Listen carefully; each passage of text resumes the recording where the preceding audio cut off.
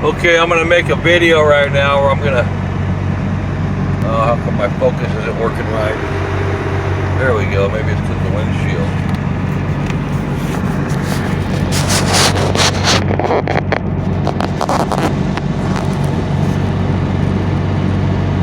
There we go. We're all set. I'm gonna head over towards Lake Berryessa.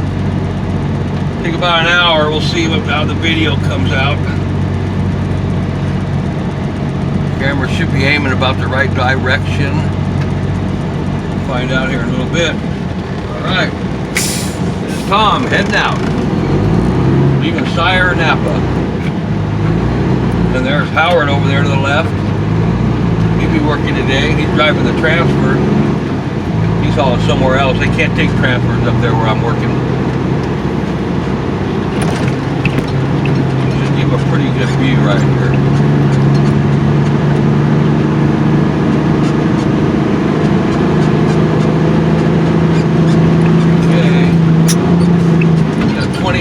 Tons on,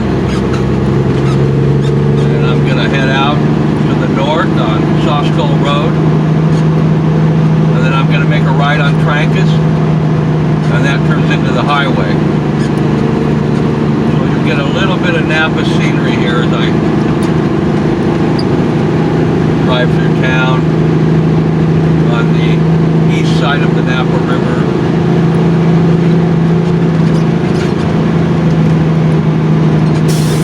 Got a few lights to go through, and I got to go through town. You can always fast forward this part of the video if you want. I just want to see how it comes out with the camera like that. Here we go. I'm going to merge the traffic onto the 121 here, Sawskull.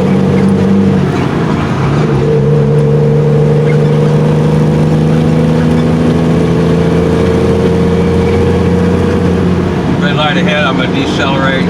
Hopefully it'll turn green by the time I get up there. My first load it did. Now there we got a green light. That's good to go. Now as long as traffic proceeds, I don't have to decelerate that much. I'm going to roll my window. Get kind of warm out. I want to have my AC going today.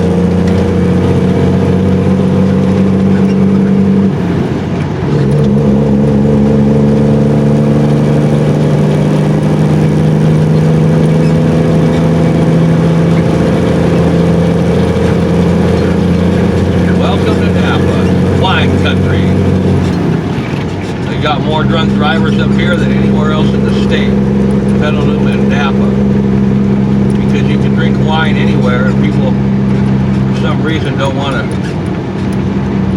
leave it behind, and they got to drive their cars. They got checkpoints all over the place, and it's always swarming with highway patrols like bumblebees, and Napa County sheriffs, and Napa City police. Well, to my right is the state hospital.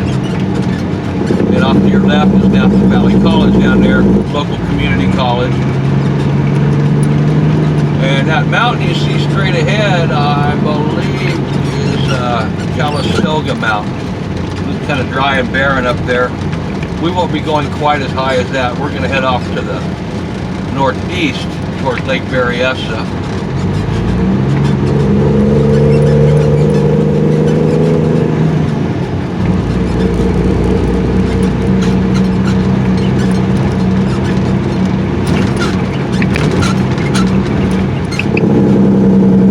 I don't need that Jake brake here in town. I want to save it for the hills.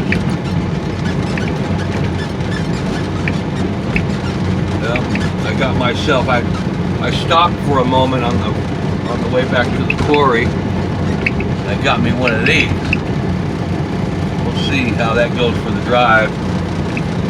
Plus, I got a sandwich because I need something to do while I'm driving. Now that I don't have to hold the phone, I can hold a nice fresh cup of Starbucks coffee. Starbucks is right up to my left right there. Right after IHOP. I don't know if you can see it on the camera. They got everything back there. Target. That's where Glenn and I went and bought all our stuff for the RV. Office Depot, Home Depot. I bought my copier at the Office Depot. And of course O'Reilly's Market. They're one of the cheaper ones out here in Northern California. Once you get an opportunity to go to Costco, there's no Costco's around here. You got to go back to Ronan Park or Novato. I hope I'm not talking too much. I'm gonna get going here.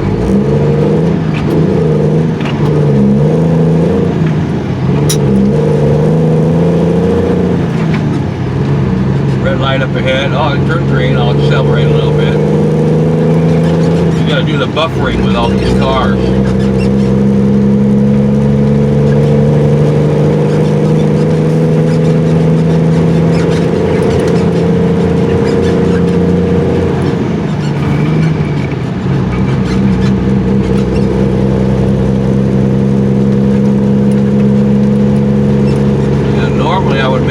Up here at the next light, take that over to 121. See, it goes to the right.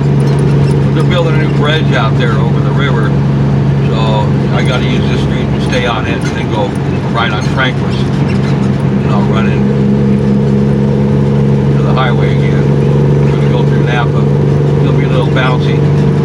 They're continually working on their roads over here. Yeah, nice paving crew though. I've worked for them quite a bit later on in the year. Before the rains come, they really push to get this paving done. And you can see off to your left, there's some new development. Putting something in over there, which would be on the east shore of the Napa River. And the Napa River ends, or the bay part of it does, right up here ahead, before Lincoln. Got a guy with flashing lights. He must have some hazmat on, or he broke down. No, he broke down because the train tracks aren't until later on. Come on, let's keep going. There we go, attaboy. Right signal to go over my shoulder. Grab the next gear. Here we are up to 35. Yeehaw.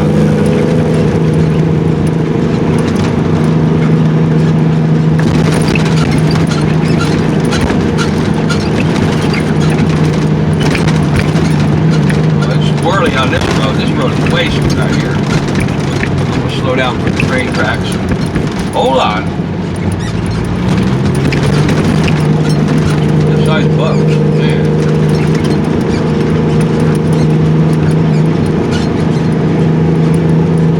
Then we come up to a new piece of roadway that's been recently paved. I don't know if it's a city of Napa or a state highway job. It's before the bridge deck. Probably in the city of Napa did this.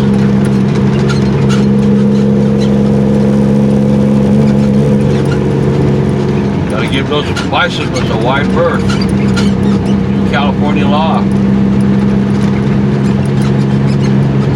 They got a lot of them up here. Get another sip on that coffee. That's a Napa wine train you see off to the right there. That's for all the tourists that want to come up and they don't have to drive, they can just get on the train and go all the way up to the north end of the valley and view all the wineries via rail.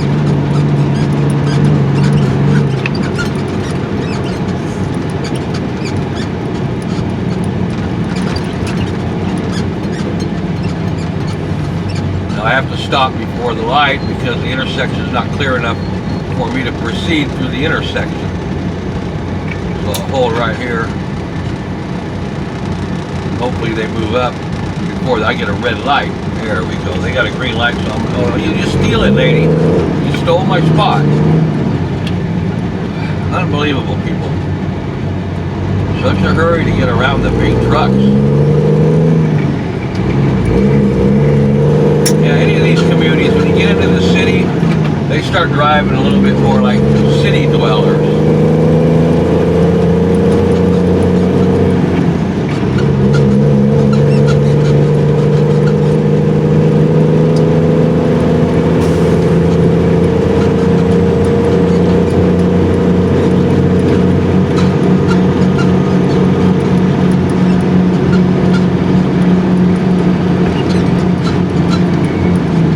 Lincoln coming up, which is one of the main arteries that travel east and west through the city, and you can go left and head over to the 129 and take it north up to Calistoga. or you could go right and end up on Coombsville Road, and that takes you way up into the far east end of Napa, up in the hills where the wine caves are located. And I got a few more lights, and then I'll run into Trancas, and that's where Sawskull Road ends and changes names into Big Ranch Road. And also travel north on Silverado Trail, which is actually better than traveling on the west side of Napa, Highway 29, because you don't get the traffic on Silverado. It's a pretty nice one-lane, big shoulder, north and south highway that travels on the east end of the Napa Valley. But we're going to head up here to Trancas and make a right. And that'll run us into the 121 because we have to use this detour. And if you notice, after we get on Trancas, we don't go very far. You'll see Silverado Trail will be off to the left. That's where it begins, and it ends up there at the base of Calistoga Mountain. Pretty much it ends just above the town of Calistoga. I'm going to give this narrating and tell you a little bit about this place. I was up here working 2 years ago, and they had the big earthquake in there. A lot of these old buildings in town came down, and I got called up early in the morning to go do road repair because the roads had buckled and the gas lines were popping out and water lines. And they had a lot of repairs to do for a week. I got to get on that for a little while. Even got on K-Ron News because they came out and were filming the buckle in the road, and they got me paving. It was kind of neat. The Archives, K-Ron, they're one of the Bay Area news stations.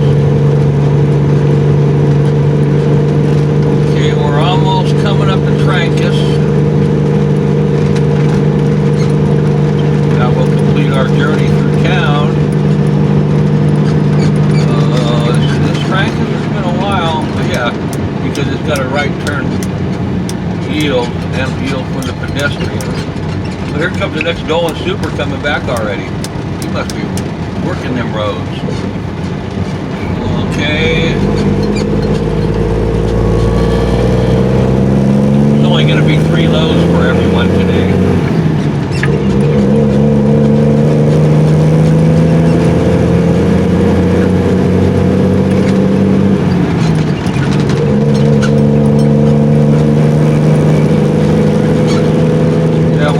JB Bostic today. I talked to one of the operators, and he was telling me above the river crossing.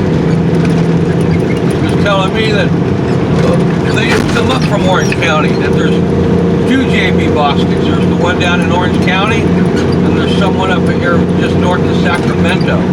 So that's the crews that are out. We're working with today. Is the guys out of the Central Valley. They come up here in the wine country and do a lot of paving. But this is Silverado Trail, so you can go to Calistoga to the left, which is quite a scenic route. You avoid all the little wine communities.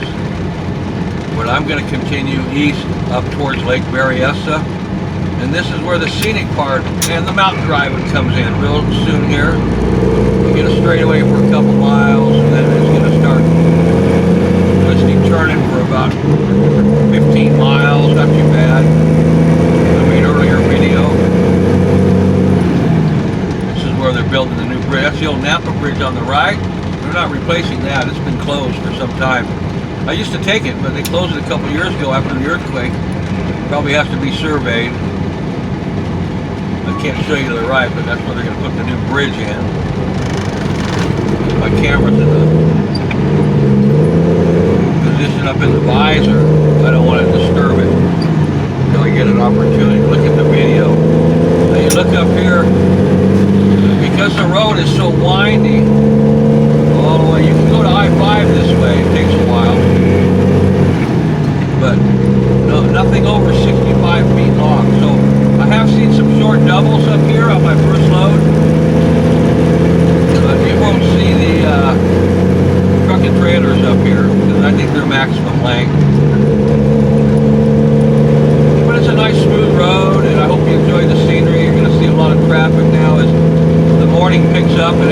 starts heading out to the wine vineyards and wine tours and wine caves and wine tasting. I think that's what everybody likes to come up here and do, is wine tasting. Myself, I like a good Coors Light. They do have beer up here, but wine seems to be the most popular drink.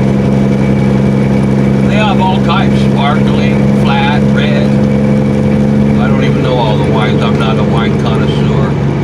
But I'm cruising gradual incline right now. As you can see, these mountains straight ahead, I'm going to have to go up and over and down into the next valley, and then up the next set, up to by where the lake and the mobile home park's at. The speed's 40 miles an hour, 1400 RPM, and I'm in my next to last gear, which is 9th gear.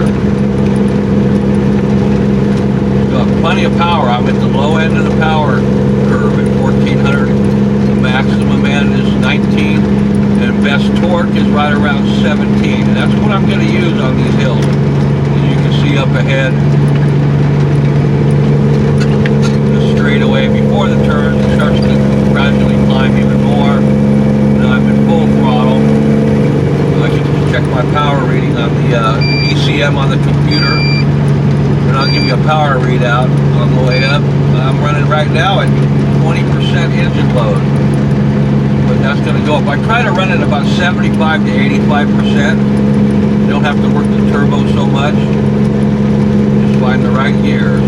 Now the 40-mile zone ends, and the 40-mile turn approaches with the curving mountains, and I'm going to drop a gear because I'm going to need my power for this. Here's the first turn. I got to go about, I think, 10 more miles or so, 15 at the most. Well, the odometer started at 54.4. We'll see how many miles. And I'm required to use the turnouts if I have more than 3 vehicles, I think. It might be 5 behind me, but now I had to downshift again. I'm going 25, 1600 RPM, and I'm in 7th gear. This goes just fine, plenty of torque. Monitoring my engine water temperature, and I'm going to drop one more gear for this turn. Now I'm down into 6th gear at 1700. That's an ideal climb rate right there, and about 20 miles an hour.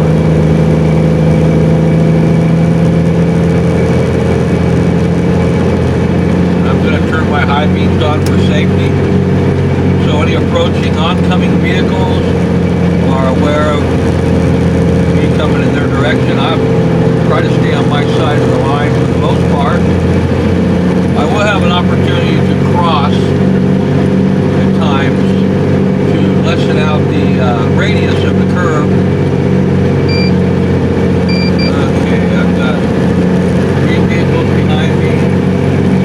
Well, I'll give it the turnout for them real quick. I'm going to go slow and hopefully they all go by me real quick, because I don't come to a complete stop on these turnouts. You want to keep it running. Come on, people. I wish I could show you my mirror. They're just not coming up fast enough. You better get going, buddy. Come on, one more. Alright, what a nice guy I am. Now I grab all my gears and get my speed back up. Coming back empty, I don't have to use the turnouts. I can pretty much keep up with traffic. Just because I'm loaded at 65,000 pounds, and you can see pulling this hill.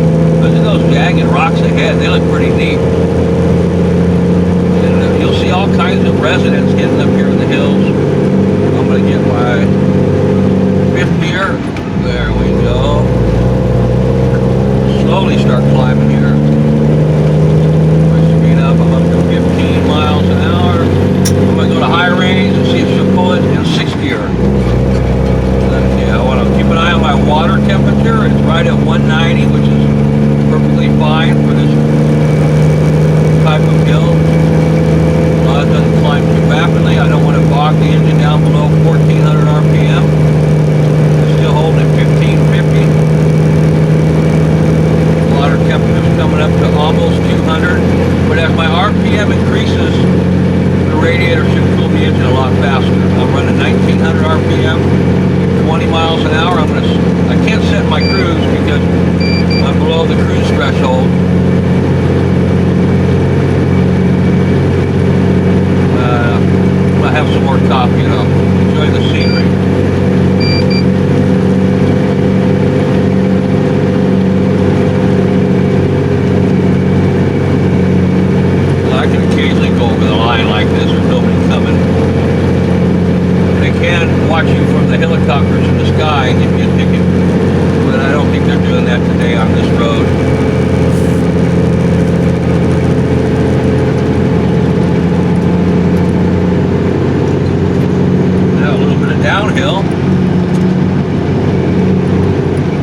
go for the Jake yet because it doesn't look that steep, and I want to get all my momentum going for this hill. But I'm going to be hampered by the sharp curve. That's going to slow me down on occasion. I will have to downshift and pull out of that gear. And this one right here doesn't have a sign. I'm going to drop down to 6 and hit it at 20. Holding 1700 RPM, 100% engine load. And I can see up ahead. I'll go over a little bit. There we go. Now I'm going to bring the engine load back to 73%, which is about 80% throttle, 60%, 65. I'm monitoring the engine load. The Cummins ISM M11 has a computer hooked up that displays quite a bit of information on the engine, horsepower output, power curve, miles per gallon. It even tells me when to grease the truck and change the oil and any other things I want to program in it. Yeah, back down to 180 degrees, 1700 RPM and 20 miles an hour. It's a steady pull. Only working 85%. That's no sense in working the engine to the limit. We're approaching another turnout. I have no vehicles behind me. I'm going to proceed up the hill. Try and grab one more gear, see what happens here. 1900, get a shift. Then 14, 15, is it pulling out? She's trying hard. At 1500, so as long as we don't decelerate on our RPM, we're holding at 1625. Now our water temperature is coming up to almost 200. So this gear may not be the proper gear for this hill. If the temperature rises, you want to drop one gear, and that way the fan in the radiator will cool the heating engine. There's a lot of heat produced with the turbo and all the bang bang going on climbing these big hills. So it's very important to monitor your water temperature and occasionally look at your oil pressure. As the oil heats up, it will thin and oil pressure will drop, but it shouldn't drop a significant amount. I'm still holding above 40 pounds, so perfectly fine. I have one car behind me now. When I'm courteous, I get 2 or 3 and I'll use a turnout. It starts to level out. I can tell because my power is down to 60% now.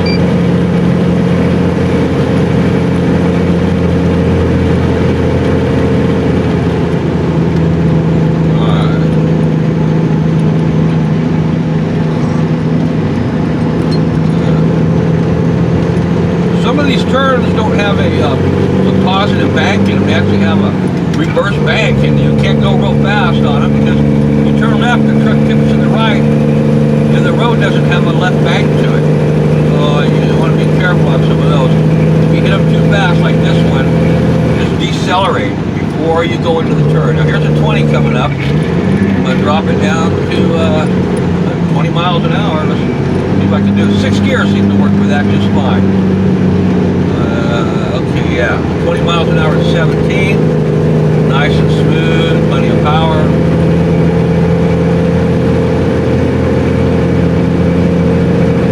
Now here's a turnout. I got 2 back there, so I'm going to let them go. I'm going to just slow it down a little bit more. I'll get my low range. Hopefully they can get around me real quick. I don't have to go below 10 miles an hour. Let's see what they do. Come on, people now. Oh, come on.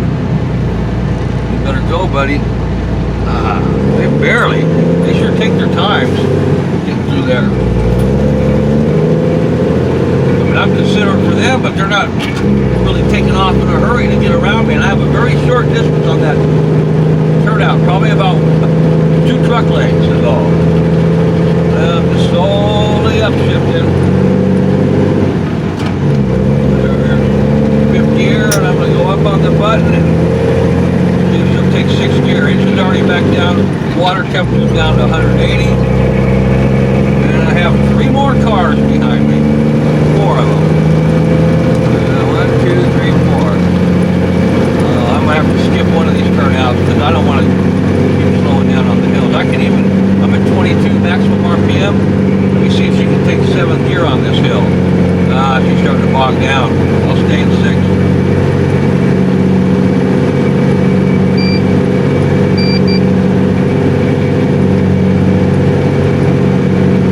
steady, 1900 RPM, 22 miles an hour, 190 degrees on the radiator.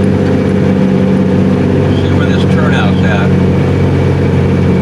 It's kind of level, I can do it, but I don't want to start all over. Let me count those cars again. I'm going to look at my left rear view. I see 1, 2, 3, 4. Only 4 back there, so I'm going to take a pass on this turnout. Well, I got a steep downgrade. I might as well let them have it. Let's see how they do here. Come on down, people going around me. Now, this is where I get to use my Jake brake. I'm at the top of the first hill. I think this is the... might be the only big hill. I'm going to find out right now. I'll start off. Always go down the hill in the same gear you came up it in. So I'm going to try my 6th gear, full Jake.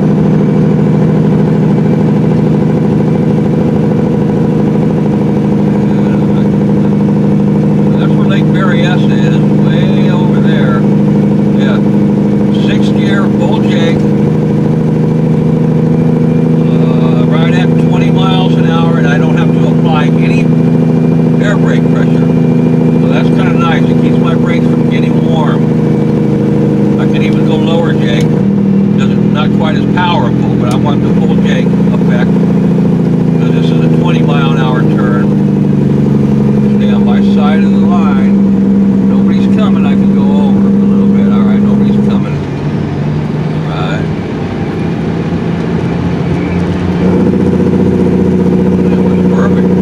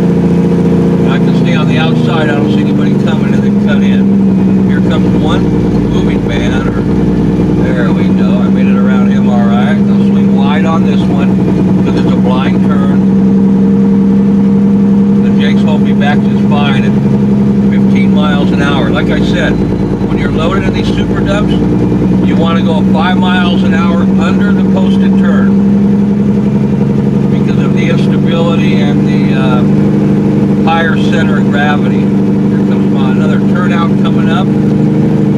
Being it's downhill, I'll pull over and let these cars go because I don't have to use any power to get going.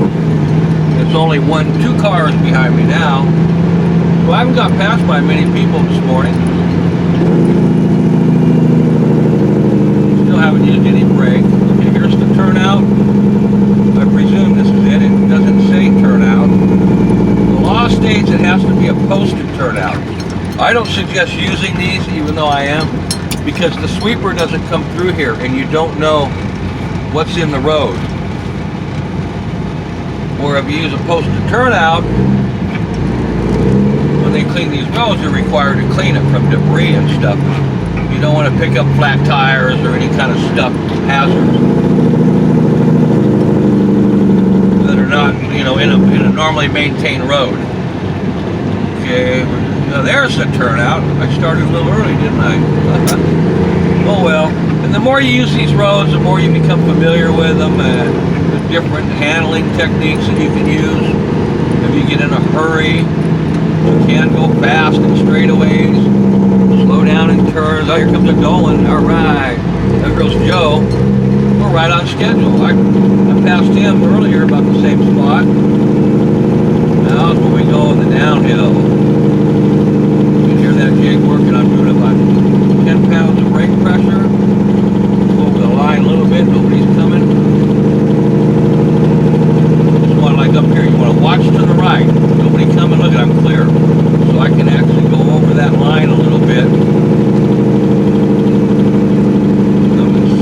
gear right now, full J, holding her back at 25 miles an hour with an occasional 10 pounds of brake pressure. Now remember, when descending down steep grades, it's very important that you don't stab brakes.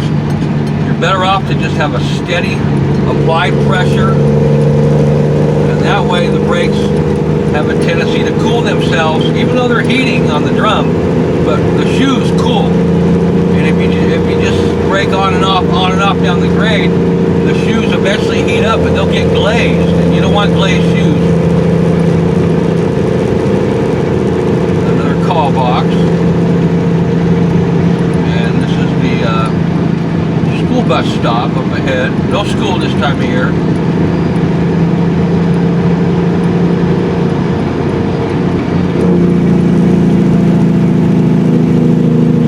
And this gear works perfectly fine here. We'll see what happens when it gets a little steeper. I might have to drop one gear because I don't want to heat the brakes.